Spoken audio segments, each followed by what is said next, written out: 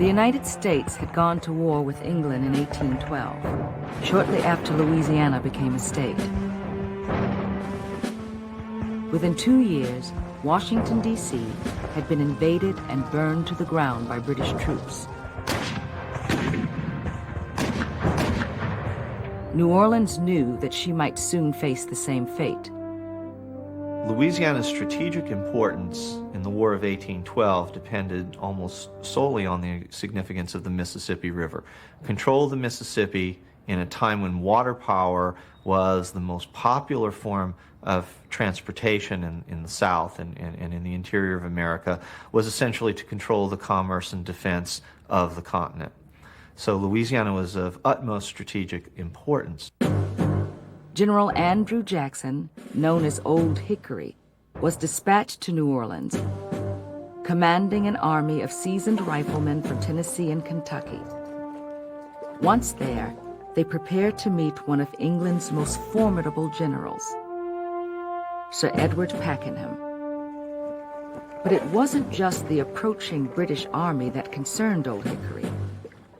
When Jackson first came to Louisiana, when he first came to New Orleans, he was worried that many of the Louisianians would turn against them and side with the British, and that would ultimately lead to defeat on the part of the Americans.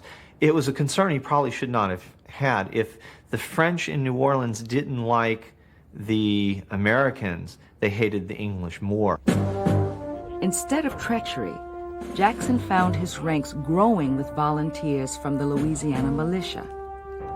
Acadians and Indians, Creoles and free people of color, all stepped forward to defend the young state. General Jackson even managed to secure the loyalties of Jean Lafitte and his small army of pirates, the Baratarians. Lafitte was one of America's most wanted criminals. But in the face of invasion, all differences were put aside and a pardon was promised. This was the turning point of my career and the best moment of my life when I decided once and for all to drive the English beasts from American soil. After weeks of skirmishes, the main force of General Pakenham's army advanced toward New Orleans.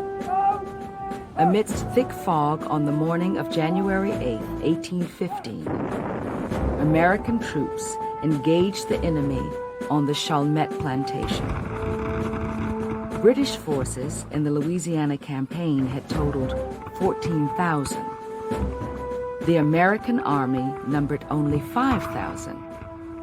Jackson's prospects for victory looked grim. All through the night before, nuns, laywomen, and children knelt in the Ursuline convent, praying for a miracle. They got it.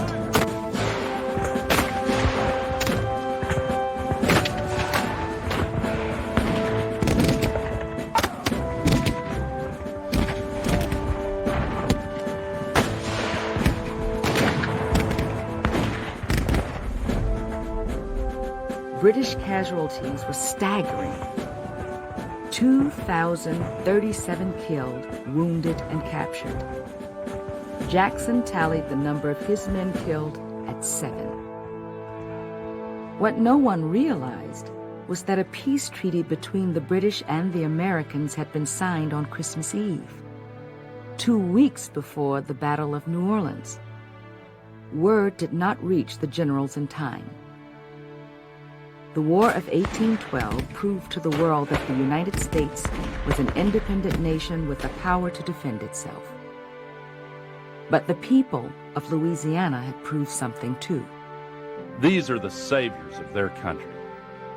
These the patriot soldiers who triumphed over the invincibles of Wellington and conquered the conquerors of Europe.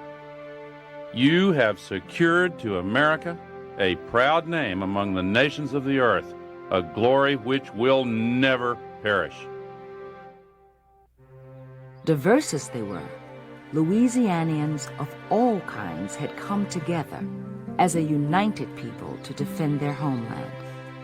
But perhaps what surprised the Americans most was the number of free people of color who volunteered. 2 black battalions, over 600 men, served in the Battle of New Orleans. Black soldiers and white soldiers fighting alongside each other. This was something not seen elsewhere in America.